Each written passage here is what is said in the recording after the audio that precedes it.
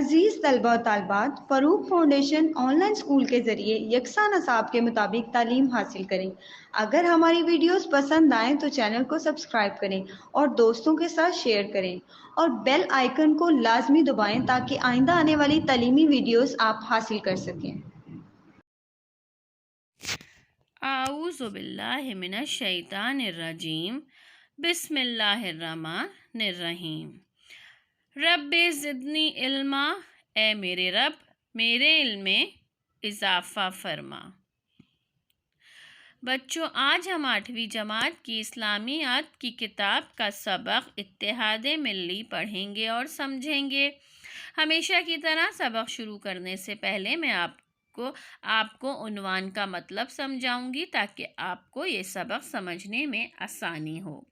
اتحاد ملی سے مراد ہے دنیا بھر کے مسلمانوں کا آپس میں متحد ہونا۔ رنگ و نسل، زبان اور وطن کے اختلاف کے باوجود سب مسلمان عقائد اور نظریات کے لحاظ سے ایک امت ہیں، کیونکہ سب کا ایک اللہ پر ایمان ہے، سب کا دین اسلام ہے، ایک کتاب یعنی قرآن مجید پر ایمان رکھتے ہیں اور حضرت محمد صلی اللہ علیہ وآلہ وسلم کو تمام مسلمان اپنا آخری رسول مانتے ہیں۔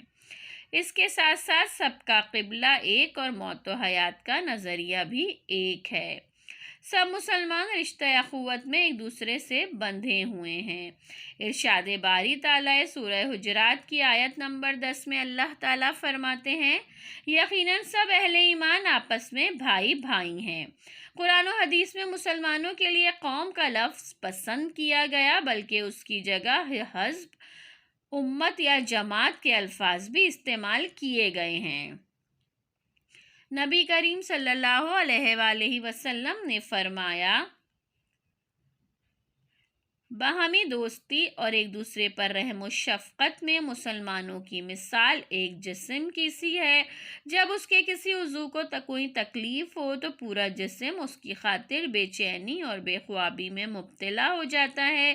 دین اسلام کا مقصد ہی دنیا بھر کے مسلمانوں کو متحد رکھنا ہے۔ تو بچوں، اب ہم آتے ہیں اپنے سبق کی طرف۔ اتحاد ملی سے مراد قوم کا عقیدے اور نظریے کی بنیاد پر ایک ہو جانا۔ ملت اسلامیہ ایک امت ہے، اس کے عقائد و نظریات ایک ہیں، اس کے افراد دنیا کے کسی کونے میں رہتے ہوں آپس میں ایک دوسرے کو بھائی سمجھتے ہیں۔ عقائد و نظریات کے لحاظ سے اتحاد، ہمارا خالق و مالک ایک ہے، مسلمان ایک رسول کے بتائے ہوئے طریقے کو اپنے لیے نجات سمجھتے ہیں، راہ نجات سمجھتے ہیں۔ ہماری ہدایت رہنمائی کا بنیادی سرچشمہ بھی ایک ہے، یعنی اللہ کی کتاب قرآن حکیم، موت کے بعد دوبارہ زندہ ہونے، حساب کتاب منعقد ہونے اور جزا اور سزا کے متعلق بھی سب کا عقیدہ یا نظریہ ایک ہے۔ اس نظریاتی یگانگت نے ہمیں اتحاد ملی کے ایک مضبوط رشتے میں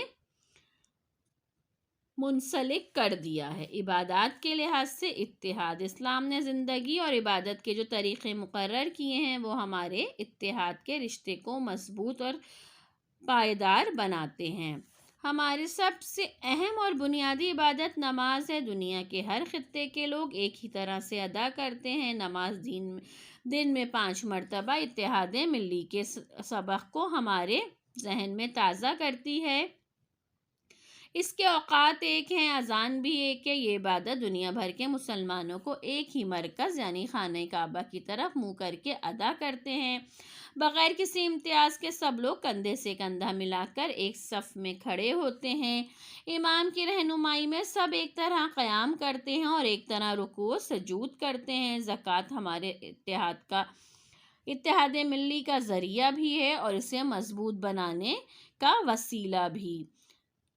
روزے سے بھی اتحاد ملی کو مضبوط و مستحکم ہوتی ہے۔ بھوک پیاس کا ذاتی تجربہ اپنے بھائیوں کی مدد کا جذبہ پیدا کرتا ہے۔ ماہ رمضان کے اختتام میں فطرانہ ملت کے تمام افراد کی عید کی خوشیوں میں شامل ہونے کا وسیلہ بنتا ہے، اور حج تو پوری دنیا کے مسلمانوں کو ایک میدان میں اکٹھا کر کے ایک بین الاقوامی اتحاد ملی کا سبق دیتا ہے۔ نماز جمعہ ہفتے میں ایک دن محلے کے مسلمانوں کو ایک جگہ اکٹھا کر کے ملی اتحاد کا سبق دیتی ہے۔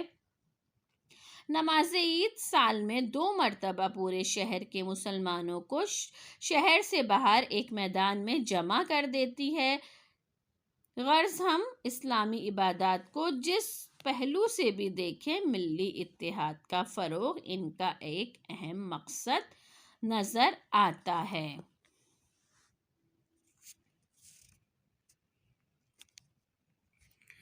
تو بچوں، باہمی اتحاد، اخوت اور یکجہتی ہی وہ ستون ہے جس پر ملت اسلامیہ کی عمارت کھڑی ہے۔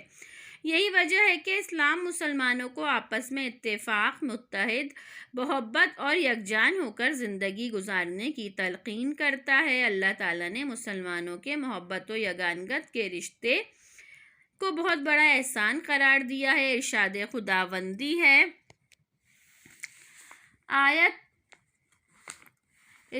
خداوندی ہے، ترجمہ، اور سب اللہ کی رسی کو مضبوطی سے تھام پکڑے رکھو اور الگ نہ ہو، اللہ کی مہربانی کو یاد کرو جب تم ایک دوسرے کے دشمن تھے اور اس نے تمہارے دلوں میں الفت ڈال دی اور تم اس کی مہربانی سے بھائی بھائی ہو گئے، اور تم آگ کے گڑھے کے کنارے پہنچ چکے تھے تو خدا نے تم کو اس سے بچا لیا۔ ایک اور جگہ قرآن پاک کا ترجمہ ہے قرآن پاک کی آیت کا، اور آپس میں جھگڑا نہ کرو ورنہ تم کمزور ہو جاؤ گے اور تمہاری ہوا اکھڑ جائے گی، یعنی تم کمزور ہو کر اپنے مقصد میں کامیاب نہیں ہو سکو گے۔ اسلام سے قبل عرب میں انتشار اور بد نظمی کا شکار تھا، آپس میں لڑتے جھگڑتے تھے۔ مدینے کے 2 قبیلے اوس و خزرج زمانہ جاہلیت میں ایک دوسرے کے سخت دشمن تھے، دنیا میں ان کی کوئی حیثیت نہ تھی اور نہ کوئی کردار۔ اسلام لانے کے بعد اخوت کے رشتے میں بن گئے، آپس میں محبت پیدا ہو گئی، ایک دوسرے پر جان دینے والے بن گئے۔ ان کی طاقت نے ایران اور روم کی سلطنتوں کو قدموں تلے رون ڈالا۔ یہ سب اتحاد ملی کا مظہر تھا۔ اس کا ذکر قرآن مجید میں یوں آیا ہے، وہی تو ہے جس نے مومنوں کے دل ایک دوسرے کے ساتھ جوڑ دیے، تم روئے زمین کی ساری دولت بھی خرچ کر ڈالتے تو ان لوگوں کے دلوں کو نہ جوڑ سکتے تھے، مگر وہ اللہ ہے جس نے لوگوں کے دلوں کو جوڑ دیا۔ یہ اتحاد ملی ہی کا نتیجہ تھا کہ جب سندھ کی بندرگاہ دیبل موجودہ کراچی کے قریب مسلمان تاجروں کا بحری جہاز سمندر کے حاکم راجہ داہر کے سپاہیوں نے لوٹ لیا اور مسلمان خواتین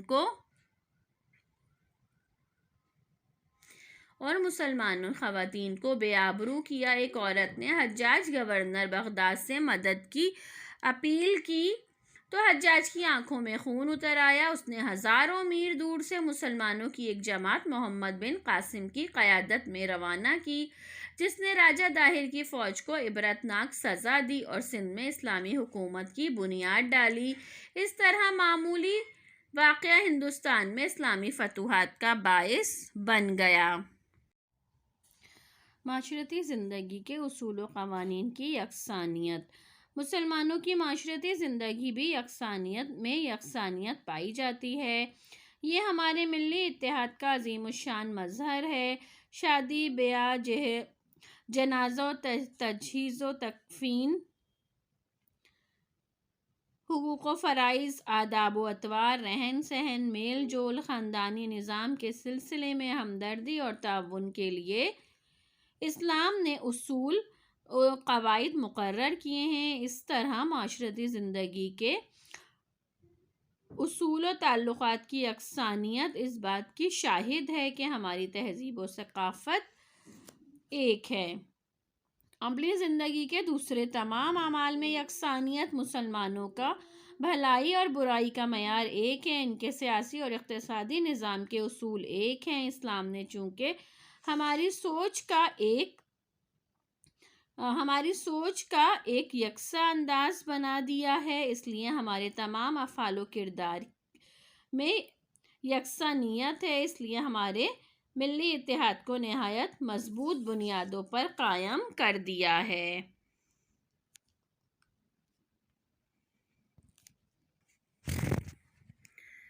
اللہ تعالیٰ کے احکام۔ اللہ اور رسول صلی اللہ علیہ وآلہ وسلم کی اطاعت کرو اور آپس میں جھگڑا نہ کرو، ورنہ کمزور پڑ جاؤ گے اور تمہاری ہوا اکھڑ جائے گی۔ مسلمانوں کے دو گروہ آپس میں لڑ پڑیں تو ان کے درمیان صلح کرا دو، اور حکم دیا اللہ کے بندہ بھائی بھائی بن جاؤ۔ اللہ کی رسی کو مضبوطی سے پکڑ لو اور ٹکڑے ٹکڑے نہ ہو جانا، یعنی تفرقے میں نہ پڑو، اور اللہ کی اس نعمت کو یاد کرو کہ تم ایک دوسرے کے دشمن تھے تو اس نے تم میں الفت پیدا کی اور تم اس کی نعمت سے بھائی بھائی بن گئے۔ قرآن میں باہمی ہمدردی کے بہت سے احکام بیان کیے گئے۔ باہمی خیر خواہی کا اس حد تک جذبہ پیدا کیا گیا کہ اگر خود کچھ نہ کر سکتے ہو تو دوسروں کو اپنے مسلمان بھائی کی مدد کی ترغیب و توجہ ہی دلا دو، اگر اس کا بھی موقع نہ ملے تو ان کے لیے دعائے خیر ہی کر دو۔ اللہ تعالیٰ نے حکم دیا کہ ہم دعا کریں، اے اللہ ہمارے دلوں میں ایمان کے لیے کینہ اور عداوت نہ پیدا ہونے دے۔ رسول اللہ صلی اللہ علیہ وآلہ وسلم کے ارشادات۔ تمام مسلمانوں کو باہمی رحم و محبت اور شفقت کرنے میں جسم واحد کی طرح دیکھو گے کہ اگر اس کے ایک عضو میں تکلیف ہو جائے تو بدن کے سارے اعضاء بخار اور بے خوابی میں مبتلا ہو جاتے ہیں۔ مسلمان ایک دوسرے کو اس طرح مضبوط کرتے ہیں جس طرح دیوار کا ایک حصہ دوسرے حصے کو مضبوط کرتا ہے، اور رسول اللہ صلی اللہ علیہ وآلہ وسلم نے اسے واضح کرنے کے لیے ایک ہاتھ کی انگلیاں دوسرے ہاتھ کی انگلیوں میں داخل کر کے دکھائیں۔ ہر مسلمان دوسرے مسلمان کا بھائی ہے، نہ خود اس پر ظلم کرتا ہے نہ کسی دوسرے کو اس پر ظلم کرنے دیتا ہے۔ اللہ تعالیٰ اپنے بندوں کی مدد میں لگا رہتا ہے جب تک بندہ اپنے بھائی کی مدد میں لگا رہتا ہے۔ 3 دن سے زیادہ اپنے مسلمان بھائی سے قطع تعلق رکھنا حرام قرار دیا۔ مسلمان وہ ہے جس کی زبان اور جس کے ہاتھ سے دوسرے مسلمان سلامتی میں رہیں۔ ہماری قوت اور ترقی اور خوشحالی کا دار و مدار بالکلیتاً ہمارے اتحاد ملی پر ہے، اس لیے ان اسلامی تعلیمات کو ذہن نشین کر لیں اور کسی ایسی ویسی بات یا نعرے کا ساتھ نہ دیں جو اتحاد ملی کو پارا کرنے کا موجب بنے اور ہمیں گمراہ کر کے اپنے بھائیوں سے متنفر کر دے، یا اپنے بھائیوں کے خلاف تعصب کی تعلیم دے۔ ہمارے دین کی بھی یہی تعلیم ہے اور یہی قوت کا راز بھی ہے۔ تو بچوں، اتحاد ملی اور ارکان اسلام یعنی اسلامی عبادات میں بھی اتحاد ملی کے جذبے کو ابھارنے کا واضح سبق ہمیں ملتا ہے۔ سب سے اہم اور بنیادی عبادت نماز ہے، اس کے اوقات ایک ہیں اور ایک طریقہ اذان بھی ہے۔ تمام مسلمان خانہ کعبہ کی طرف منہ کر کے نماز ادا کرتے ہیں، ایک امام کی رہنمائی میں قیام اور رکوع سجود کرتے ہیں، نماز میں ایک ساتھ اٹھتے بیٹھتے ہیں اور باہم ایک دوسرے کے ساتھ دل میں آپس میں ایک دوسرے کے ساتھ یہ احساس ہوتا ہے کہ تمام مسلمان آپس میں بھائی بھائی ہیں۔ اسی طرح حج کرنے جب دنیا کے کونے کونے سے اللہ کا نام لینے والے ایک ہی وقت میں ایک طرح کا لباس پہن کر ایک ہی مقصد کے لیے اکٹھے ہوتے ہیں تو اس سے ایک بین الاقوامی اتحاد کا سبق ملتا ہے۔ روزے سے امیروں میں غریبوں کی بھوک پیاس کی تکلیف کا احساس پیدا ہوتا ہے۔ زکوٰۃ ایک مالی عبادت ہے، آپس میں اتحاد، ہمدردی اور ایثار کا سبق دیتی ہے۔ جب مالدار طبقہ ایک سال گزرنے پر زکوٰۃ ادا کرتا ہے تو مستحق افراد کی مدد ہو جاتی ہے۔ اس طرح حج کا مقصد بھی دنیا کے مسلمانوں کو متحد کرنا اور ایک مرکز پر جمع کرنا ہے۔ اگرچہ دنیا بھر کے مسلمان نظریاتی طور پر متحد ہیں، توحید، رسالت، قرآن، کعبہ اور دیگر اسلامی شعار نے انہیں ایک زبردست رشتہ اتحاد میں جوڑ دیا ہے، لیکن عملی طور پر انہیں متحد کرنے کی ضرورت ہے۔ اگر ہم دنیا کے نقشے پر ایک باعزت قوم کی حیثیت سے ابھرنا چاہتے ہیں تو ہمیں اپنے تمام اختلافات کو بھلا کر اسلام کے جھنڈے تلے جمع ہونا چاہیے، تاکہ تمام اسلام کی طاقتیں مل کر بھی اسلام دشمن کی طاقتیں مل کر بھی ہم سے مقابلہ نہ کر سکیں۔ تو بچوں، باہمی اتحاد و اتفاق سے مسلمانوں کے شراسے کو بکھرنے سے بچایا جا سکتا ہے۔ باہمی اتحاد و اتفاق ہی اصل قوت اور طاقت کا سرچشمہ ہے۔ عالم اسلام سے تعلق رکھنے والے ممالک کو اس اہمیت کا ادراک کرنا چاہیے۔ اگر مسلمانوں کے درمیان اخوت و محبت ہوگی تو دشمنان اسلام کو مسلمان پر حملہ کرنے کی جرأت نہیں ہوگی۔ آج دنیا بھر میں مسلمانوں کا خون ناحق بہہ رہا ہے۔ کشمیر و فلسطین، عراق اور افغانستان پر دشمنان اسلام کی چڑھائی کی وجہ صرف اور صرف مسلمانوں کی آپس میں نا اتفاقیاں اور ان کا فرقوں اور قوموں میں بڑھ جانا ہے، جس کی وجہ سے مسلمانوں میں خود غرضی اور نفسا نفسی کا دورہ ہے، جبکہ نبی کریم صلی اللہ علیہ وآلہ وسلم کا فرمان ہے کہ مسلمان سب مل کر ایک دوسرے پر رحم کرنے اور دوستی رکھنے اور مہربانی برتنے میں ایک جسم کی طرح ہے۔ جسم میں ایک عضو کو تکلیف ہو تو تمام اعضاء بے چین ہو جاتے ہیں، نیند نہیں آتی اور بخار چڑھ جاتا ہے۔ تمام مسلمانوں کو ایک دوسرے سے ایسی ہمدردی اور محبت ہونی چاہیے کہ اگر ان میں سے کسی کو کوئی مصیبت یا پریشانی آ جائے کسی پر، تو دوسرا اس کو اپنی مصیبت اور پریشانی خیال کرتے ہوئے بے چین ہو جائے اور اس کی تکلیف دور کرنے کی فکر میں لگ جائے۔ نبی کریم صلی اللہ علیہ وآلہ وسلم نے فرمایا، آدمی کو اپنے بھائی کی مدد کرنی چاہیے، خواہ وہ ظالم ہو یا مظلوم۔ اگر ظالم ہے تو اسے ظلم سے روکو، کیونکہ یہ اس کی مدد ہے۔ اگر مظلوم ہے تو ظالم کے خلاف اس کی مدد نہ کرو۔ تو بچوں، اللہ تعالیٰ نے مسلمانوں کو آپس میں ایک برادری بننے اور امن و سلامتی کے ساتھ رہنے کا حکم دیا ہے، تاکہ ان کا آپس کا اتحاد نہ ختم ہو جائے۔ اگر آپس میں اختلافات ہو جائیں تو اسے اللہ اور اس کے رسول کے احکامات کے ذریعے ختم کرنے چاہیے، اور اگر کچھ مسلمانوں کے درمیان آپس میں جھگڑا ہو جائے تو دوسرے مسلمانوں کا فرض ہے کہ آپس میں صلح صفائی کرا دیں۔ ملت اسلامیہ کے ہر فرد کا فرض ہے کہ وہ آپس میں ایک دوسرے سے محبت رکھے اور مصیبت و پریشانی میں دوسرے کے کام آئے۔ رنگ، نسل، برادری، قبیلے، علاقے، لسانی بنیادوں پر کسی کو برتر یا کمتر نہ سمجھے، کیونکہ یہ سب ہماری شناخت کے لیے ہیں۔ اگر تمام امت مسلمہ متحد ہو جائے اور اپنا مشترکہ معاشی، تجارتی اور دفاعی نظام بنا لے اور تعلیم و تحقیق کے میدان میں آگے بڑھنے پر توجہ دے تو ملت اسلامیہ موجودہ دور کی بہت سی مشکلات سے نجات پا سکتی ہے۔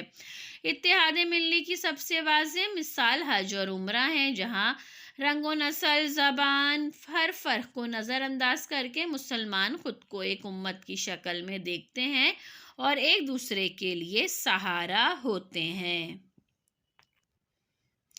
تو بچوں، یقیناً آپ کو یہ سبق پڑھ کر اور میرا لیکچر سن کر یہ سمجھ آیا ہوگا کہ مسلمانوں کے درمیان دین کا یہ رشتہ اللہ کا خاص فضل اور اس کی رحمت ہے۔ اس لیے مسلمانوں کو چاہیے کہ اللہ کی اس خاص نعمت کی قدر کریں اور آپس میں اختلاف سے گریز کریں، اپنے آپ کو نسلی، علاقائی عصبیتوں، ذات، برادریوں، لسانی تعصبات اور طبقات میں تقسیم ہونے سے بچائیں۔ یہ تمام چیزیں مسلمانوں کے اتحاد کو پارا پارا کر دینے والی ہے۔ جب تمام مسلمان مل کر ایک دوسرے کے کا سہارا بنیں گے، ایک دوسرے کی مدد کریں گے اور ایک دوسرے متحد ہو کر رہیں گے، ایک دوسرے کے بھائی بن جائیں گے، تو کسی میں بھی، کسی دشمن میں یا کسی میں بھی اتنی ہمت نہیں ہوگی کہ وہ مسلمانوں کا کچھ بگاڑ سکیں۔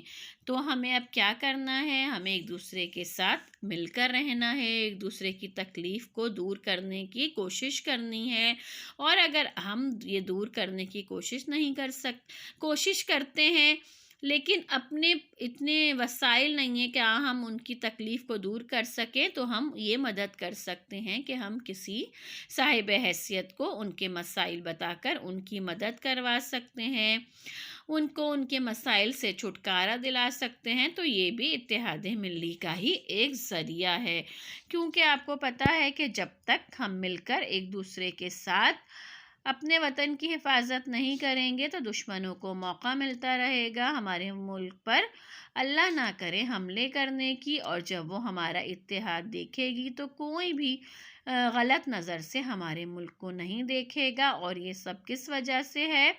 کیونکہ ہم میں اتحاد ملی ہونا چاہیے۔ اس لیے آئندہ اس بات کی ہم سب کوشش کریں گے کہ ایک دوسرے کے ساتھ مل جل کر رہیں اور ایک دوسرے کے ساتھ مل کر اپنے وطن کی حفاظت کریں۔ تو بچوں، یہ سبق یہاں پر ختم ہوتا ہے۔ انشاءاللہ اپنے نئے سبق کے ساتھ آپ سے بہت جلد دوبارہ ملاقات ہوگی۔ جب تک اپنا بہت خیال رکھیے گا اور سبق کی باتیں ذہن نشین کرتے رہیے گا۔ اللہ حافظ۔